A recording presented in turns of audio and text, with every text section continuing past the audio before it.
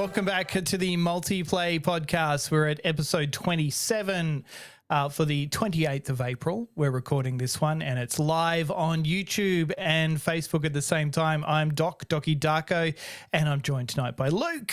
How you going, mate? Good, mate. How are you?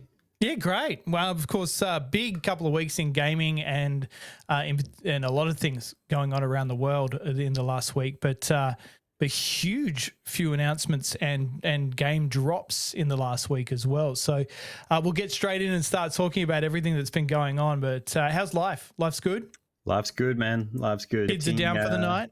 Kids are asleep. It's game time. That's the interesting thing about being gamer dads, isn't it? Before you can do anything like this for the night, you got to make sure the kids are down, the wife is happy, and then we can go talk video games or play video games. And this is the twilight hour for us where we get to do the hobby. Check the boxes, get the list done. All right. So good. So during the week, of course, Nintendo held a direct where they talked a lot about, it was a specific Mario Kart Worlds Direct, and I've recorded a separate podcast which is just all about that. So if you want to go check that out, that's on dockydarko.com, but also just go back through the Multiplay podcast and you can have a look. But Mario Kart Worlds looks really cool. Have you seen much of it? Only what they did in that first direct. But they've added a new phase, which I'm really excited about, which is Knockout Tour. So in it, you embark on an epic race across the globe in high-stakes extended rallies. They've got checkpoints scattered along the way, and the pressure's on because if you fail to make the cut, then you get knocked out. So it's a knockout competition. I really like that idea for the game. It looks like they're taking a lot of ideas from Formula One. They always did because it's a Mario Kart. So, you know, that's where kart races go. They work their way up through the kart ranks and then into, you know, Formula F3, F2 and F1. But yeah, there's a lot of that going on. The Grand Prix look really great. There's an interconnected world. So you're actually going to drive from one section to another, and so like you'll finish one race and then you'll drive to the next one and start that, and so it feels really interconnected and it feels like it's going to be really online. And it's increased player count, right? So you can play 4 players on your local Switch, split screen. If you join 2 Switches together, you can play 8 players, and then you can play 24 players online. I'm excited to see more, and I'm excited for the Nintendo Switch 2 to get released. So that's coming along soon. The other big game, I think so. I haven't ordered it yet. So, you know, I might have missed the boat, but I didn't order the Nintendo Switch when it was released either. Yep. I sort of waited. Oh, well, I'm excited for some couch co-op at your place. Yeah. Well, you know, we do need to play co-op soon is Split Fiction. Yes. Because, that's really good.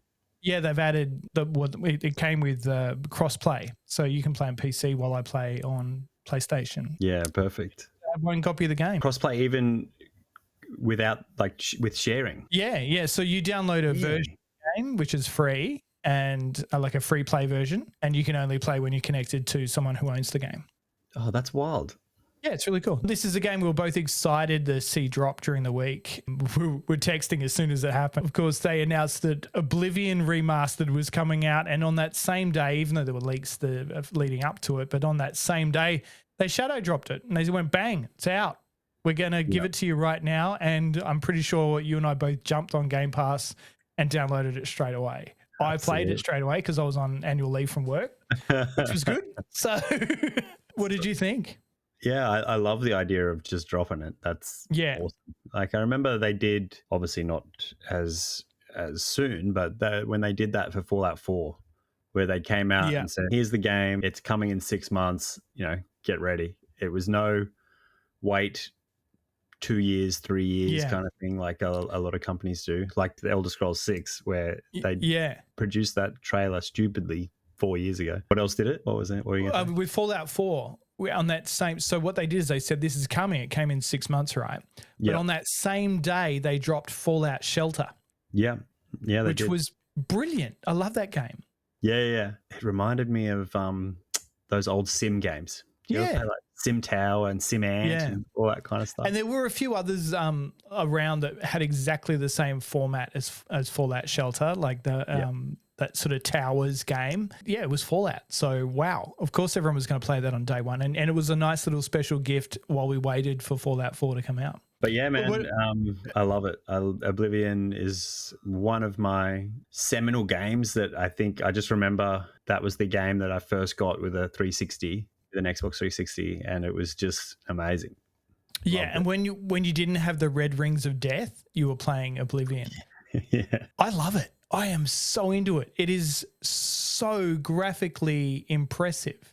Much more than I thought it would be. I thought it'd be like a lot of remasters, you see the before and after shots and you go, yeah, I don't really like, maybe they lowered the contrast a bit or they've done something, but with this, it's a full graphic makeover and just glorious. And they've also made a heap of changes to the game itself. So it's sort of halfway between Oblivion and Skyrim when it comes to the mechanics of the game.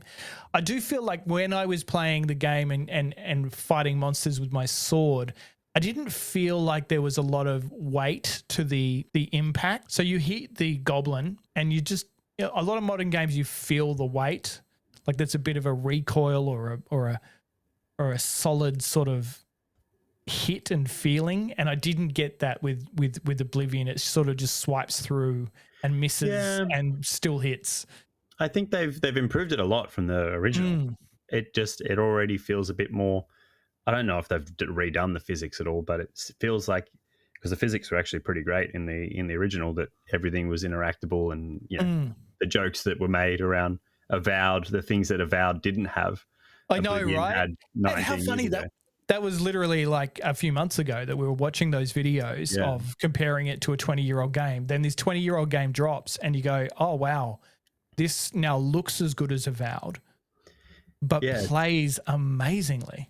And it's even, you notice it even just in that cell in the beginning of the game, the chains wave, when you walk into them and that kind of thing. So the physics for an old game, which there's some old games with great physics, Half-Life 2, that kind of stuff. Is that Patrick Stewart as the king? Oh, yeah, definitely. I was like, I forgot that. Like, what?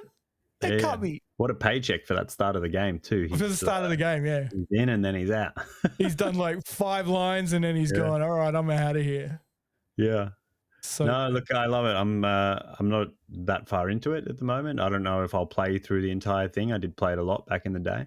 But I'm playing something. I don't think I ever played a mage, so I'm playing a mage this time, going cool.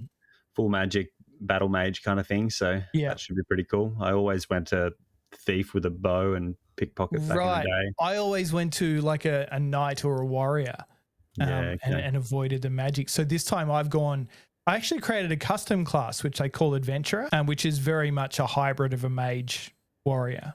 Yeah, okay. Yeah, so a lot of combat spells and sword-based statistics.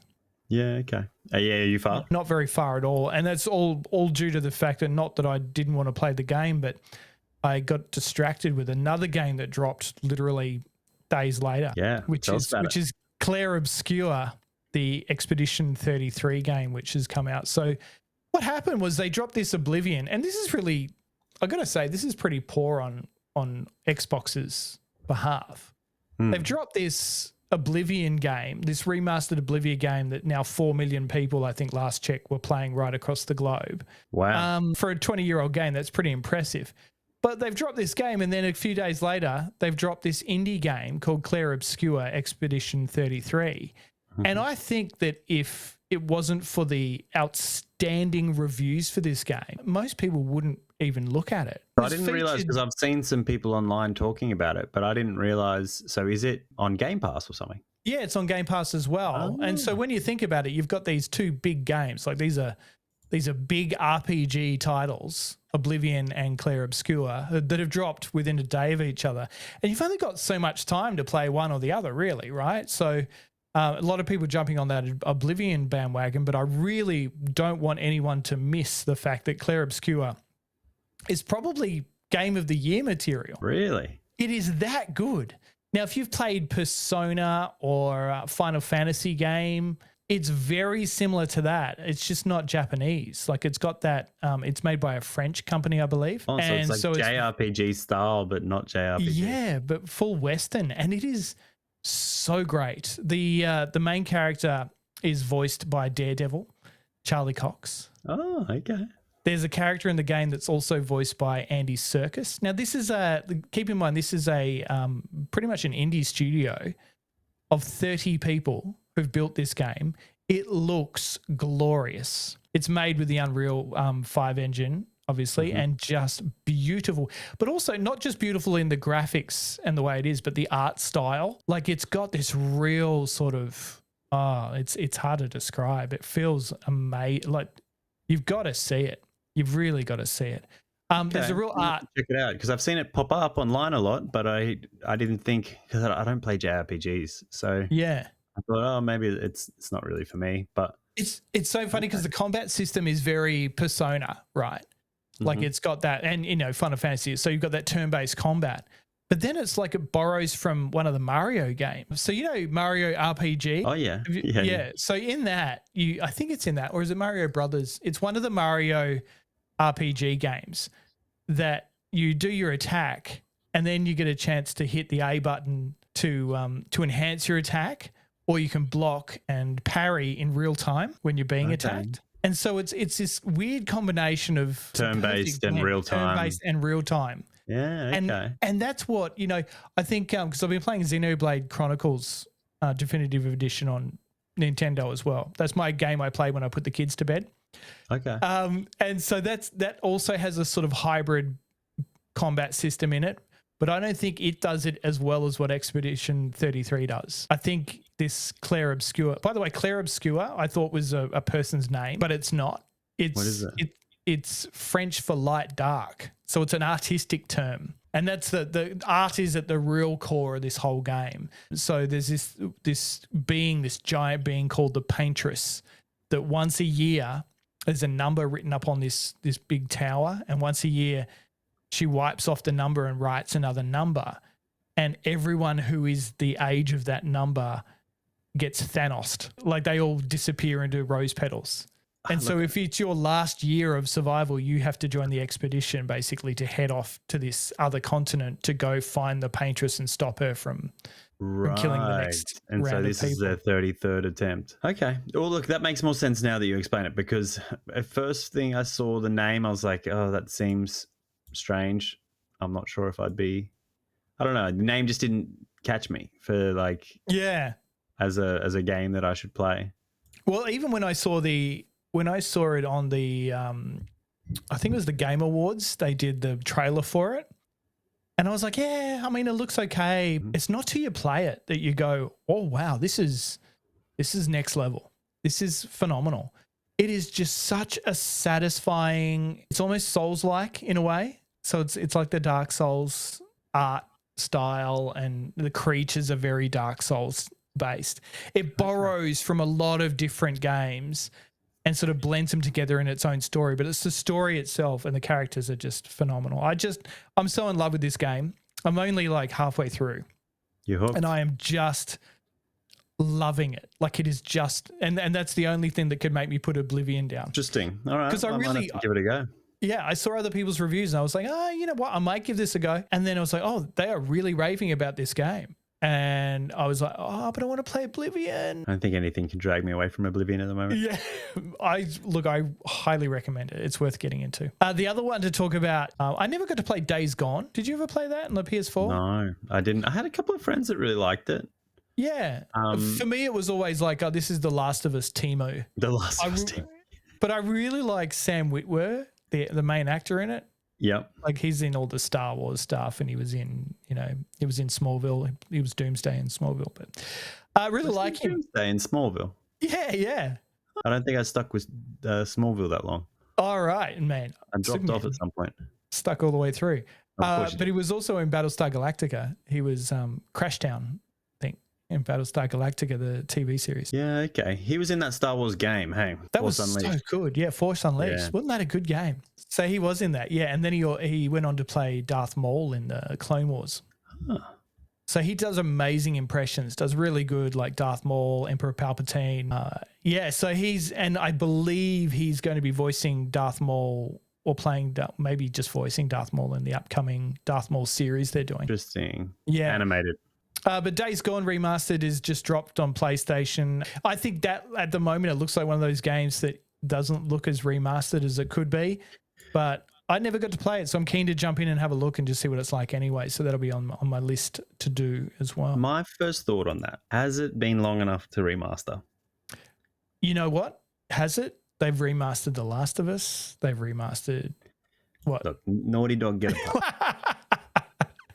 Oblivion, I get it. It's been 20 years. It needed some love.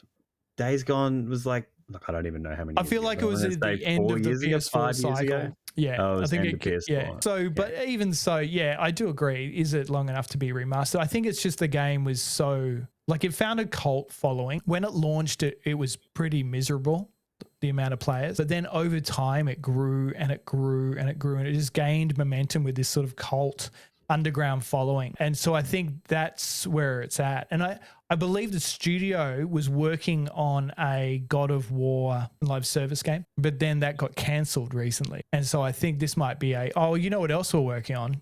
Days Gone Remastered, and this could lead to Days Gone Remastered 2 if it sells well. Well, I think they were working on 2 at one point and it got canned, didn't it? It's not so much that it needed a remaster. It might be a marketing strategy. Yeah, that's right. It might be, hang on, this has grown some momentum since it came out. We can put a coat of paint on it and re-release it and hopefully get a bit of cash.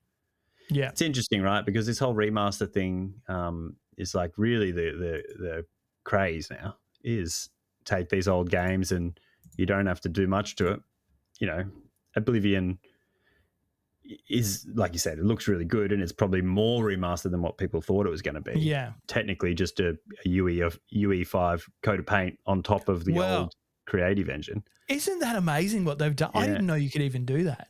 Yeah. So they've gone and put Unreal 5 and just merged it with the creative engine. Yeah, or laid it on top. I'm not sure. I don't know the technical part of it, but the game runs like absolute dog shit. So I don't know if it's running 2 engines at the same time. Yeah, you can tell that it's not very well optimized.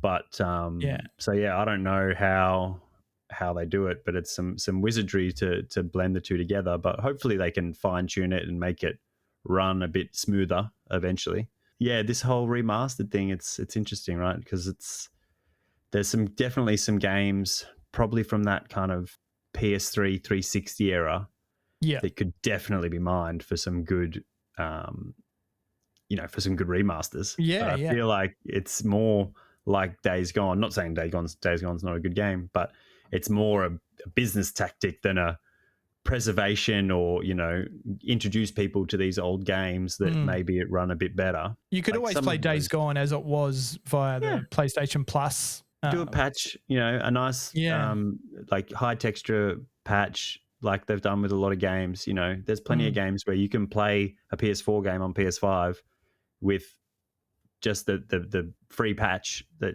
makes it run better and gives it a performance mode and this and that. But they want to sell it again. They want you to buy the full game again. They want you to buy the full game, yeah. So and it's interesting too, because I think if you owned, like if you played it, which most people would have through PlayStation Plus, then that version of the game won't be updated. Yeah, there you go. So it's all marketing. Can you imagine that Oblivion remaster? Right? What is it? $5 on Steam or something? And probably different pricing for you on Xbox. But say it's $85, $90 on Steam. If that was for all us people that own Oblivion already, $20 upgrade, But how do they honor a 20-year-old? Yeah, but you could just do it as a DLC to the old game. There's a high-res texture pack and it comes out and there's a whole thing that does it. But do you still have your old game? Because back then it was all discs. No, I do. I have it on Steam. So that's the thing. That's the difference between PC and console, I guess. But look, the good thing is we have Game Pass where you just get it and it's day one and you could just go and play it. These are the like proof in the pudding of how good Game Pass is that I can just go and grab this new thing that otherwise I would have to pay $90 for. And then add to that the cloud-based service on there as well. So a lot of these games you can just pick up and play in your browser. It's such a good service, and it's no wonder Microsoft's going down that path. But it is a wonder how they make any money out of it, because they're not selling. Yeah, but look, and this is why I would love to see the business side of it. The curiosity in me would love to see the numbers, because if you have 4 million people playing it, how many of those are new subs? My Game Pass had lapsed.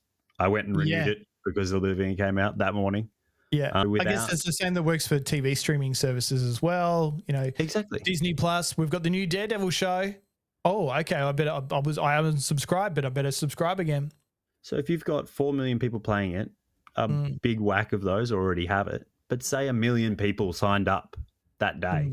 That's massive. How many of them will keep it around for a few months? Forget about it. Oh, 6 months later, 8 months later. Oh, I might cancel that now. The economics must add up, right? Otherwise, why would Microsoft be doing it? But I agree. Mate, I'm just holding out. If it's popular as it sounds, Morrowind Remastered, bring it on.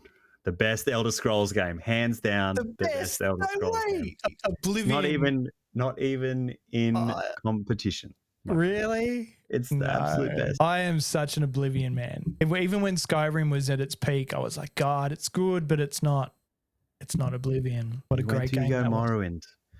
Yeah, Morrowind is the purest. Was it a lot more hardcore? Because you had to write it down on a pen and paper. Where are you going? Write it down. Start walking. Get on that silt strider. It's weird. But you know, when they update it, they'll update it to be more Skyrim-esque. They even did it with Oblivion. Did you see that? How there's like, or every town has a transport, like a map marker you can teleport to straight away as soon as you walk out of the tunnel from the introduction. You can straight away teleport to any city. Because I thought you had to go, like originally I thought you had to get to a place before you could teleport there. But in this, you just teleport straight away. Straight there. Yeah. Like you don't have to, like it's weird. Like I was watching a video the other day and a guy was saying, before you do anything, teleport here and get this armor and then you're right. And I'm like, what? You mean teleport straight away? I've been walking everywhere first. No. Yeah, that was not a thing. And I had to check because it's been a long time since I played Oblivion. My brother played a lot more Oblivion than I did. I was still playing Morrowind. And so I messaged him after I played it. I was like, you couldn't teleport anywhere from the start when it came out in the original. Hey, he's like, nah. Yeah, that's a new thing. We haven't watched the third episode yet, but we watched the second. Have you watched the second episode of The Last of Us? Of course, yeah. They did it. It's happened. I really, like, here's the thing, right?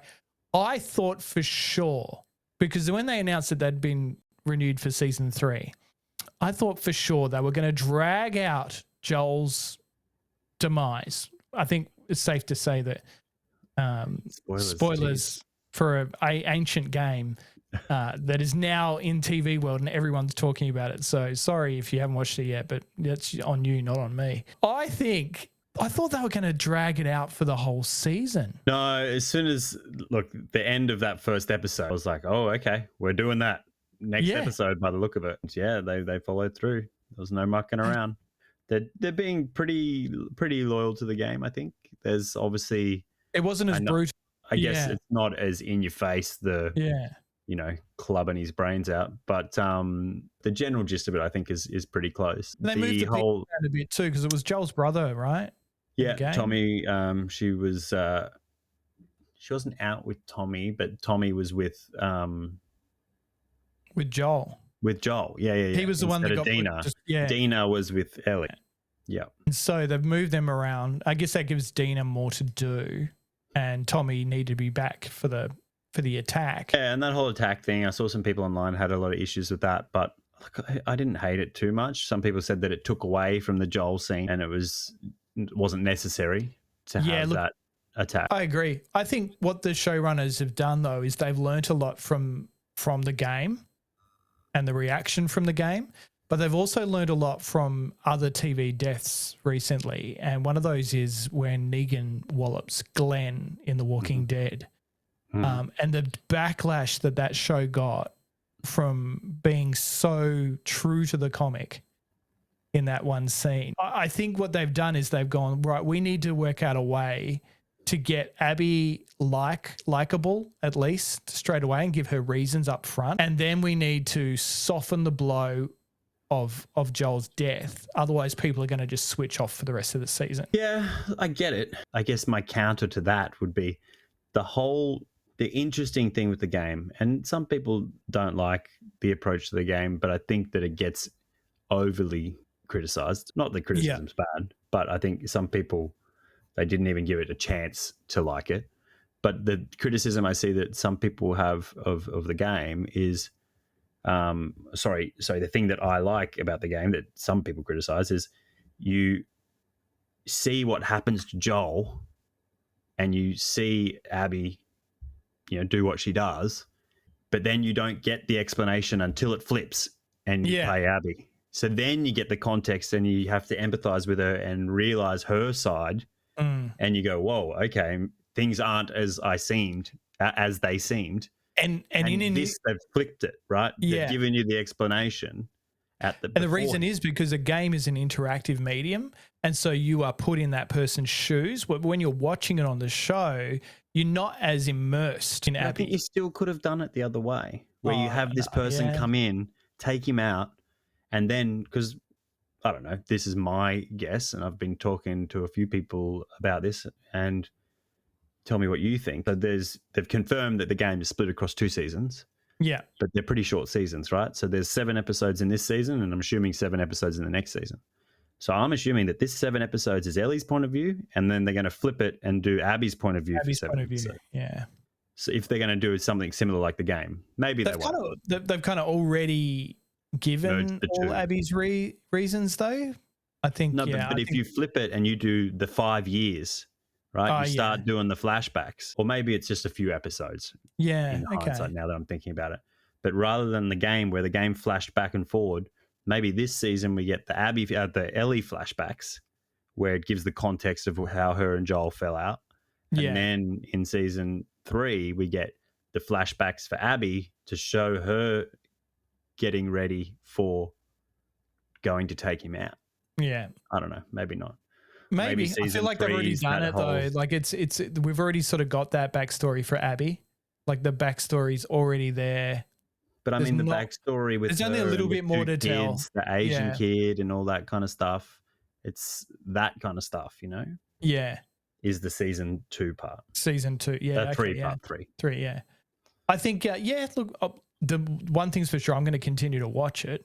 Playing the game, I struggled to continue to play it. Did you? Yeah, I really did. But it was one of those things where I was like, I don't want to play this now. Like I signed up to play Joel. Joel was my favorite part of The Last of Us. Why would you do that? And I felt justified in what Joel did because he was trying to save his daughter. These people, regardless of the outcome, were going to murder the girl who had become his daughter. This is the ethical conundrum. Yeah. He murdered her dad. Yeah, That's but after what happened to his own daughter, like you go through all that emotion with Joel at the very start of the game, of the first game, and then sure. And but so this is the whole thing that makes you think. So for a lot of people, they'll say, The Last of Us is about Ellie. For me, The Last of Us was about Joel. And to take Joel away, I was like, oh no, this is not. But then, like you say, you play and you see Abby's point of view, and I understand that, and it's like nothing for me ever justified it though, because I was always on, and as a dad, I was on Team Joel. Of course, but that's your, not to use the word biases, but that's your nature nurture kind of thing where you are a dad and you see it from that point of view, of course. And it's exactly like this is what makes the games so great and this show so great is that everyone is going to see it from a different point of view. Because you think about it, Joel's a cold-blooded murderer. Oh, yeah. Yeah. He's killed tons of people. And so, not split second, but a decision that he's made comes back and bites him on the ass, right? Yeah, I do love that line where she starts talking about the soldiers he killed and one unarmed doctor. Yeah. And you go, oh, okay, yeah, I get it now. Yeah, I do get that.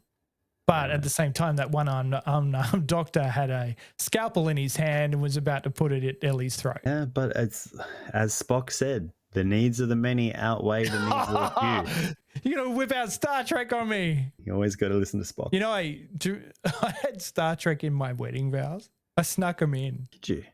Yeah. Trying to remember. Well, I said to Amy, you will forever be my friend. You know that line? It was... Star Trek 2. Yeah. Put your hand up to the glass. It's like... And when I said it, like, that's not the line. What is the line? It's, you will... You always have... you always have and always will be my friend or something. Yeah, or forever will be my friend. So when I snuck it in and my nerdier friends in the crowd all giggled. No one else did. I was like, that is the in-joke of the century. Because if no one knows, my wife is not a nerd. She does not get that reference. I can attest that she has definitely not watched Star Trek 2. Yeah, she would. I don't think she knows what a Star Trek is. Very funny. Very funny. Speaking of the stars, Andor season 2 has started. Now they're dropping this in a really unusual way. So they're doing 3 episodes at a time in blocks, and apparently between each block it goes further 1 year. Yep, jumps a year each time. So we've had the first 3 drop, and that's a really cool story. Have you watched any of it? No, this is my one I need to knock out this week. I've been unfortunately a bit busy, so yeah, I want to knock out the first 3. Is it so? Obviously, we've got the first 3 and then a year jump, but then is it on hold or is it still week to week the entire time? No, then they drop another 3. Okay, so each week they drop 3. Yeah. So they drop 3, then they drop another 3. I don't have time to watch 3 episodes of TV every week. This is going to kill me. I could be wrong, but that's a mate and I were talking today about it. Andor season 2 drop. Yeah, mate and I were talking today. The second season of Andor will drop 3 episodes every week on Tuesday at 9 p.m. Eastern Standard Time until the series finale on May 13th, 2025. Wow. Okay. All right. I'm going to knock it out. I love, and you'll see this in the opening. I won't give anything else away from the rest of the show, but in the opening scenes he steals a TIE interceptor. Yep. Nice. From a base, and it is so cool. It is the coolest TIE interceptor you've ever seen, and the interaction with him trying to fly this beast of an aircraft is insane. It took me back to playing, and you'll remember this. It took me back to playing X-Wing versus TIE Fighter back in the day, because the X-Wing and the TIE Fighter controlled completely different. And I think from memory, the TIE Fighter's controls were a little bit backwards. Look at me trying to work my joystick back in the day, because you wouldn't play with a controller, you play with an actual joystick and keyboard. And I'm pretty sure the controls of the TIE Fighter were kind of backwards to what the X-Wing was. Everything was inverted and one wasn't inverted. Yeah, it was a little bit. Okay. It was a little bit backwards around the way it worked. And in the show, he gets in, and it's going all over the shop because he's like, well, nothing's doing what it's meant to be doing. Yeah, okay. He's not used to those controls. This is so it must be part of the Star Wars lore or something that the TIE Fighter controls like a piece of crap. I didn't know that. But it's they can't shoot their E11 blaster rifles, so maybe they can't pilot. Every TIE Fighter you've ever seen takes one hit and blows up. But this one takes multiple hits, but it is the Interceptor. I think the Interceptor was the one that had shields. You're testing me. I can't remember. It was like, it was a prototype. It's got a cool wing design. I know that. It does have a cool wing design, yeah. All right, well, I'll have to knock it out this week, but you like the first 3 or have you watched all 3? Loved it. Yeah, loved it. Really cool. I love how it's, especially after watching Skeleton Crew, like that was the Goonies of the Star Wars universe, and Andor, like watching the first 3 episodes of this season reminds me of how much I loved the first season for a start, but how much more adult a show it is, how it's more like that. I don't want to say Game of Thrones, but it's that more political conspiracy sort of feeling that you get from Game of Thrones, but within the world of Star Wars. And there's a very heavy scene at the in the 3rd episode, which is like it is something you would never ever have seen in a Star Wars show before. Yeah, okay. Yeah. Yeah, it's serious Star Wars. That's what I like that about it as well. And it's interesting how they've done this release. That was the only thing I'd read about it was, one, that season 2 seems good and that this release schedule is a little bit different. But it kind of similar to the first one, right? Because the first one, as much as they didn't drop it in those chunks, it was kind of broken up into 3 distinct, not phases, but sections, and it evolves to be, there's that initial, section on, forget what the planet's called. Then it becomes a heist movie. then it becomes a Prison Break movie. Oh my God, that Prison Break section was so good. Yeah, and there was all these chunks, right? There's 2 or 3 episode chunks where it was like, oh, cool, now it's changed it up and it's this. Now it's changed it up. And so now to really lean into that and go, not only are we doing that, but we're going to drop those chunks at the same time so you can binge a little movie and then jump ahead in time and binge a little movie. I think that's just such a good idea. Yeah. And then rather than a 10-hour story, it's just these cool little 2-3 hour movies. And because it's jumping, by the end of the season, we're going to be at the movie. Yeah, at Rogue One. Yeah. At Rogue One. Yeah, so I've already decided once this season finishes, I'm going to go back and watch Rogue One again because I haven't watched it in ages and I love that movie. And it's so funny because when that came out, it became like everyone's second favorite Star Wars movie. You know, like Empire Strikes Back and Rogue One. But why is that, right? Because it's like the originals. It's the same tone. It's set, you know, obviously right before A New Hope, but that's what people are craving. That original Star Wars. Yeah. You know, the thing I've always thought about Star Wars, the sequels were so different in just tone and the whole vibe. I always thought a good Star Wars show would be a bunch of, it'd be Firefly, a ragtag bunch of people on a starship going around doing missions. Yeah, not even on a star. Like when you say like starship, like a normal ship. Yeah, 100%. Like, and it has to be what's the Millennium Falcon is a Corellian freighter. Corellian freighter, yeah. But yeah, exactly. Do a smugglers movie. Do a bounty hunter movie. Just do Firefly, but make it Star Wars. Yep, for sure. Yeah, because those shows, man, they like so much potential. Those Disney shows. Like Mandalorian was great at the start, and I think that it just went off a bit of a cliff. But Boba Fett was never on the cliff to go off the cliff. It was just they lost me on those that bikie gang on scooters. Yeah, they're supposed to be this tough bikie, and I'm like, nah, I'm out. Boba Fett lost me as soon as he spent however many years in a Sarlacc pit and came out 40 kilos heavier and a softie that just lets everyone live. It's not the Boba Fett that I wanted. That went into that pit. No, not at all. All right, well, that's it for the Multiplay podcast for tonight. Of course, thank you for watching and listening. The full podcast will be up online, and you can listen to that wherever you listen to podcasts. I choose to listen via iHeartRadio or Apple Podcasts or one of those. Where do you listen to your podcast, Luke? I'm a Spotify guy. You're a Spotify. Well, we can listen to Multiplay on Spotify as well. Yeah, I had a podcast app and a music app separate, and then when Spotify got into the podcast, I consolidated. I just wanted it to be all in the one. I don't want to change apps. I'm in the app.